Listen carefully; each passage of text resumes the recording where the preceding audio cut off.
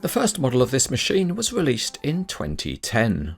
Fast forward and we now have the latest version of the Wirtgen SP15i, and as it says on the box, it's a Slipform Paver.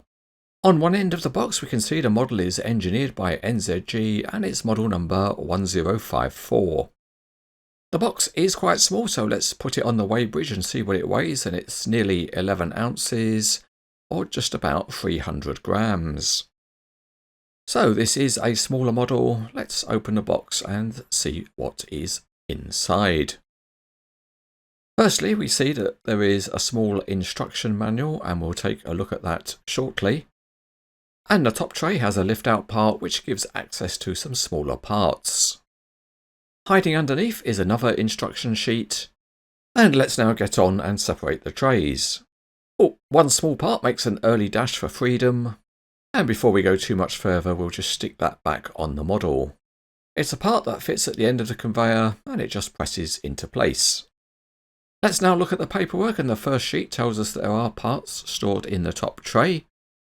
And the second part is an assembly manual that tells us where to fit some of the small parts. It's all colour coded and simple enough to follow, although it doesn't describe all of the functionality of the model.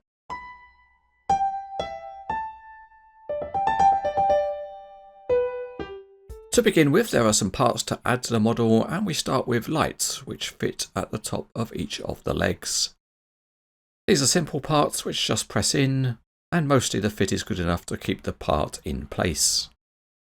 Next we'll add in the control pad, and that slots in on the side which the mould is fixed, so then the operator can easily see what's being slip-formed. On the opposite side we have a cover that clips into place. A mould is provided with the model, and this is a metal part, and it's hung from a pair of forks underneath the operator's area. Straight out of the box the crawler tracks are fully retracted, so we'll pull those down a little bit to give some clearance for the mould. So now the machine is set up and able to travel. The model has a folding exhaust pipe and it's folded down for transport, so we'll raise that up into work mode. And the last thing we'll do is to fit the optional umbrella to protect from sun or rain. Now we can weigh the completed model, and it's only a little over 7 ounces, or 200 grams.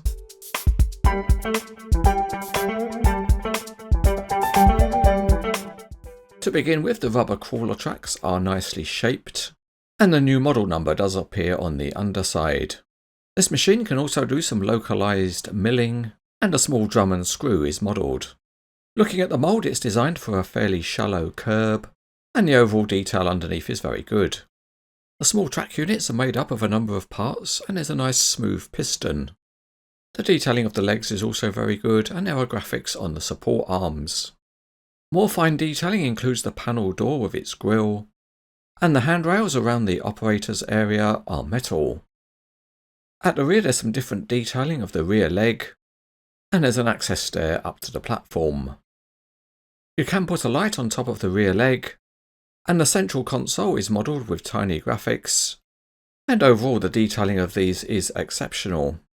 They are extremely small, and we can prove that by showing you a salami-sized finger. This version of the model has an auger conveyor, and it has very nice grille covers.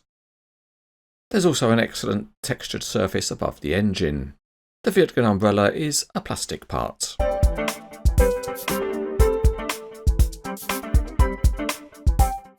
Back we go underneath the model, and the first thing to say is that the crawler tracks can be rolled, but as you would expect with a rubber type, they are quite stiff. Each crawler track can be independently steered, and it is possible to produce curved curbs with this machine. Each crawler track can also pivot on its piston, and moving to the milling drum, it does rotate together with the screw, and it's also adjustable for position, so you can get the milling done exactly where you want it. The rear crawler track has the same flexibility as the front ones. There is even more flexibility in that the front crawlers can be rotated out on their mountings, and just so the rear crawler track doesn't feel left out, you can also move it side to side, so the whole crawler arrangement can be positioned precisely. With the model right side up, we can take a better look at the flexibility of the crawler tracks. And we can extend the legs out more, although these are very stiff, which is a good thing because they'll hold the model up. Here's the sliding milling drum attachment, and it has even more functionality because the whole arrangement can be lowered on its own set of hydraulic rams.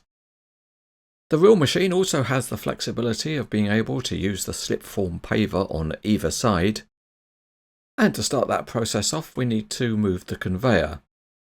It is a little bit tricky to do because you need to fold in the conveyor chute, and that then allows you to rotate the whole conveyor arrangement. You then have to fiddle a bit more to unfold the chute on the other side.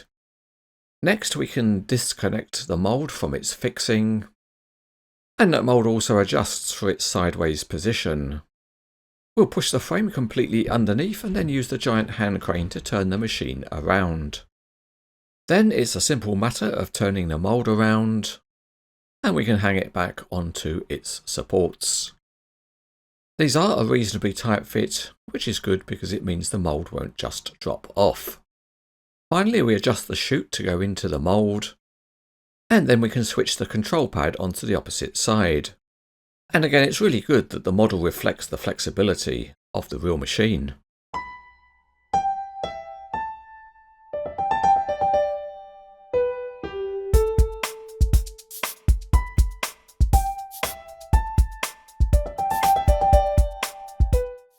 Another way to display the model is to use it as a transport load, so we'll fold it up as small as it can go. The front legs get folded in to narrow the width, and then we can lower the whole machine on its legs. And that just leaves one more thing to do to lower the height, and that is to fold the exhaust pipe down. With the machine ready, we have the low loader incoming.